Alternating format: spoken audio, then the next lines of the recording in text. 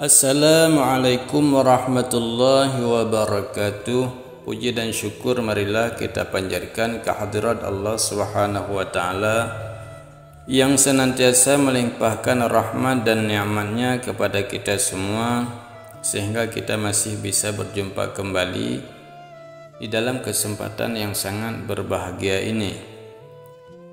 Selawat dan salam semoga senantiasa tercurahkan kepada junjungan kita Nabi besar Muhammad sallallahu alaihi wasallam beserta keluarga dan sahabat beliau sekalian.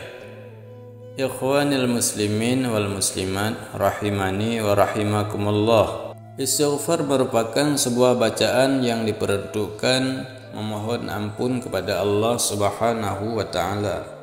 Dengan mengucap istighfar, seorang hamba menyadari kesalahannya dan berjanji untuk tidak mengulanginya lagi.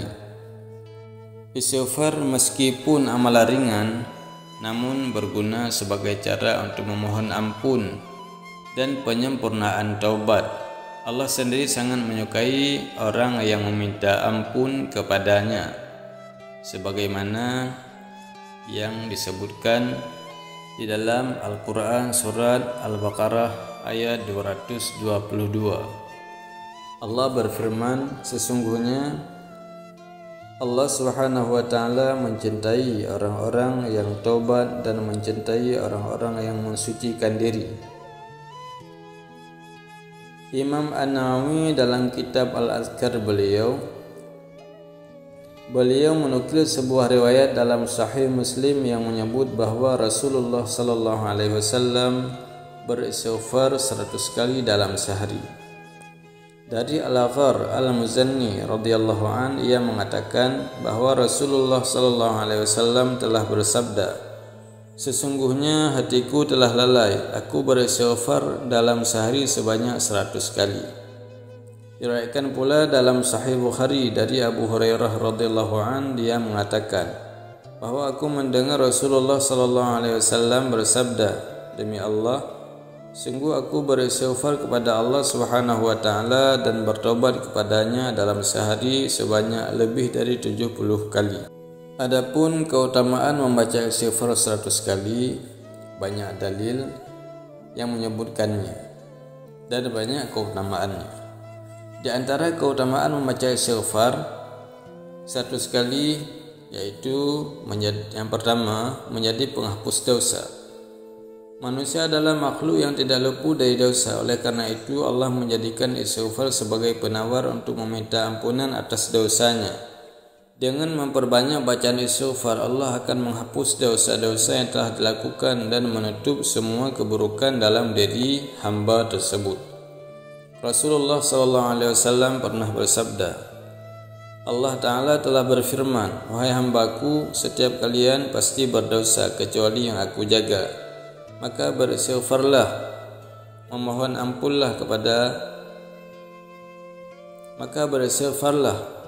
ampunlah kalian kepadaku, niscaya kalian aku ampuni.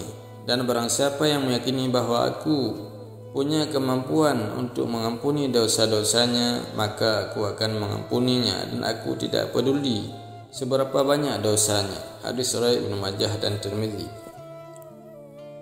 Hal senada juga disebutkan Imam As-Siddiq dalam Usul Al-Kafi jilid kedua halaman 437. Barang siapa meminta ampun kepada Allah ketika ia menuju ke tempat tidurnya sebanyak 100 kali, maka runtuhlah segala dosa-dosanya sebagaimana runtuhnya sebuah pohon, sehingga ia tidak lagi memiliki dosa. Kedua, menjauhkan dari neraka. Memperbanyak membaca istighfar dapat menjauhkan manusia dari api neraka. Bahkan Allah Subhanahu wa taala berjanji akan memasukkan umat muslim ke surga bagi yang rutin membaca istighfar. Hudzaifah berkata, saya adalah orang yang tajam lidah terhadap keluargaku.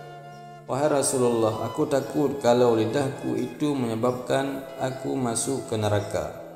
Rasulullah SAW bersabda, di mana posisimu terhadap istighfar?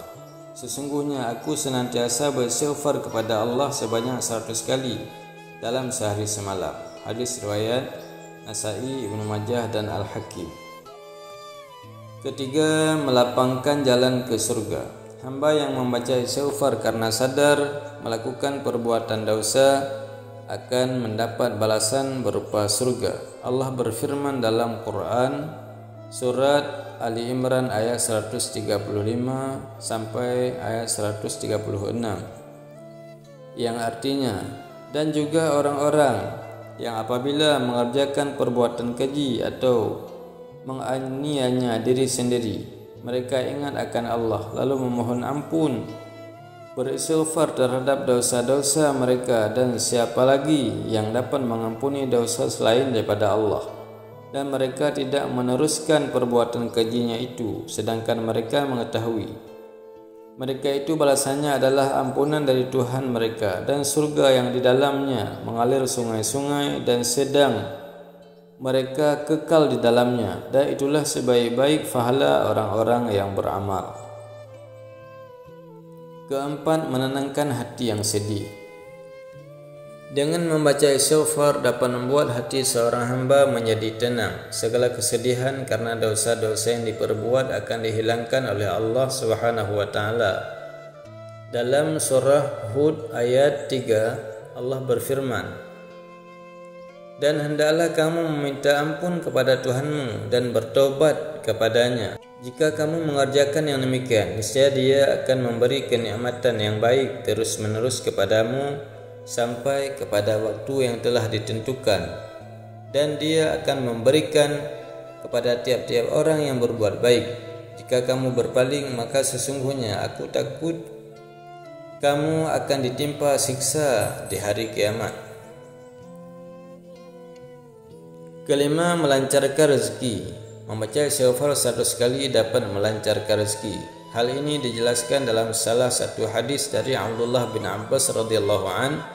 Rasulullah SAW bersabda, "Barang siapa yang senantiasa beristighfar, niscaya Allah akan menjadikan baginya kelapangan dari segala kesedihan yang menderanya, jalan keluar dari segala kesempitan yang dihadapinya, dan Allah memberinya rezeki dari arah yang tidak disangka-sangka." Hadis riwayat Abu Daud, Ibnu Majah, Al-Baihaqi, dan At-Tabrani.